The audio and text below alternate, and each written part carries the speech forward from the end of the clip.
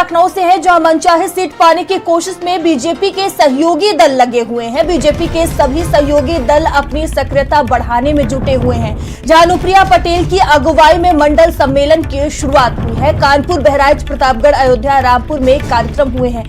संजय निषाद ने मथुरा आरक्षण को लेकर यात्रा शुरू की है। 13 जनवरी को रमाबाई अंबेडकर मैदान में बड़ी रैली करेंगे। वहीं ओपी राजभर भी शोषित वंचित रैली की शुरुआत कर चुके हैं। दलित अल्पसंख्यक सम्मेलन भी कराने में ओपी राजभर जुटे हुए हैं। देखिए, लगातार भारतीय जनता पार्टी लोकसभा चुनावों को लेकर तैयारियों में जुटी हुई है। वहीं मनचाही सीट पाने के लिए बीजेपी के सहयोगी दल भी लगातार कोशिशों में जुटे हुए हैं।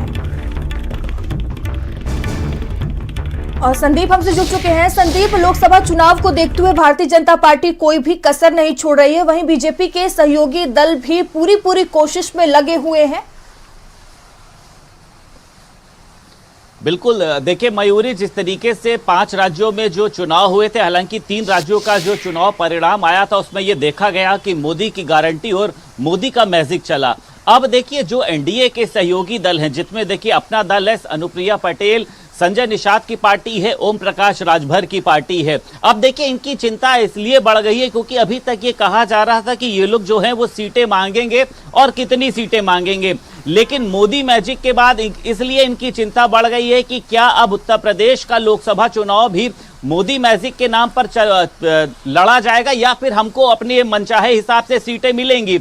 इसको लेकर देखिए, हाल ही में अभी संजय निषाद ने भी अपनी तमाम तरीके की रैलियों को शुरू किया और ये बताया जा रहा है कि जनवरी या फिर दिसंबर में एक बड़ी रैली वो रमाबाई स्थल पर आयोजित करने जा रहे हैं, जिसमें तमाम उनके जो समाज के लोग हैं वो शामिल रहेंगे।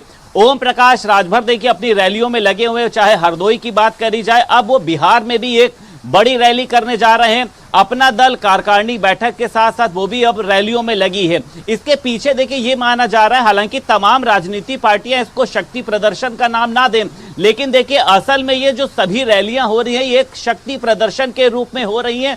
ये पार्टियां दिखाने का प्रयास कर रही हैं कि हमारे पास भी अपना जनाधार है और अगर हमको हमारी मनचाही सीटों के हिसाब से टिकटें नहीं मिलती तो आने वाले समय में हो सकता है हम पार्टी से किनारा कर लें।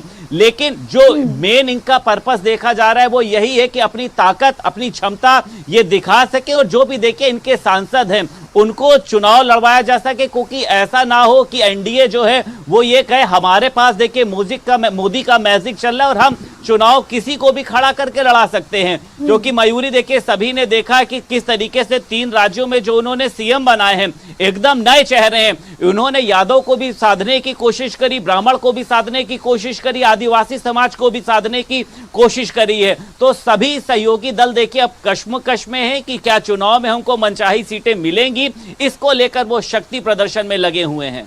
ठीक है, धन्यवाद संदीप हमसे जुड़ने के लिए और तमाम जानकारियों के लिए। और चलिए आगे